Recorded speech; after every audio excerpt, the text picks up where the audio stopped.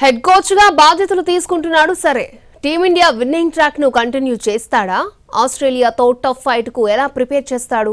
Coach గా తన mark చూపిస్తాడా? తన అగ్రెసివ్ నేచర్ కొనసాగిస్తాడా? కోహ్లీతో ఎలా ఉంటాడు? Team India head coach Gautam Gambhir ముందున్న ఆ సవాళ్లేంటి? టీమిండియాలో వరల్డ్ కప్ విజేత మాజీ ఓపెనర్ గౌతమ్ గంభీర్ శకం మొదలయ్యింది. మరి తన మార్క్ ఎలా ఉండబోతోంది? తన ముందున్న సవాళ్లకు ఎలా ఆన్సర్ ఇస్తాడు? ఇప్పుడిదే క్రికెట్ సర్కిల్లో వినిపించే ప్రశ్నలు. 2027 వరల్డ్ కప్ వరకు హెడ్ కోచ్ గా ఉండే గంభీర్ ఆటగాళ్లతో ఎలా వ్యవహరిస్తాడు? టీంను ఎలా ప్రిపేర్ చేస్తాడా అని ఆసక్తి పెరిగిపోతోంది. ప్రస్తుతం టీమిండియా విన్నింగ్ ట్రాక్ ఓ రేంజ్ లో ఉంది.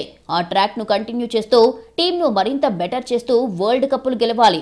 వరల్డ్ కప్ సంగతి పక్కన పెడితే కొత్త కోచ్ గా బాధ్యతలు చేపట్టిన గంభీర్ ముందు పెద్ద పెద్ద సవాళ్లే ఉన్నాయి.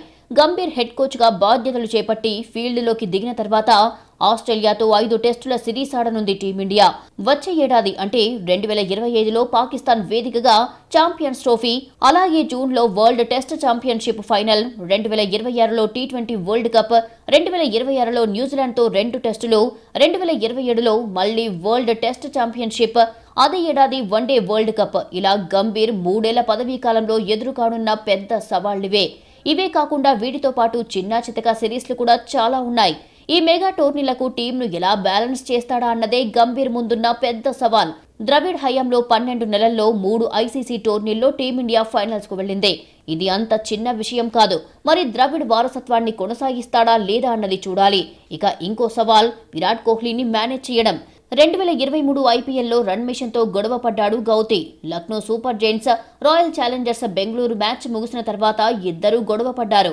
ఈసారి ఇద్దరూ కలిసి సరదాగా ముచ్చటించుకున్నా డ్రెస్సింగ్ రూమ్ లో పరిస్థితి ఎలా ఉంటుందా అనే టెన్షన్ కనిపిస్తోంది. 3 ఏళ్లు మెగా టోర్నీలే ఉన్నాయి. వాటిల్లో టీమిండియా విజయం సాధిస్తే భారత క్రికెట్ చరిత్రలోనే గ్రేటెస్ట్ హెడ్ కోచ్ గా గౌతమ్ గంభీర్ చరిత్రలో నిలిచిపోతాడు.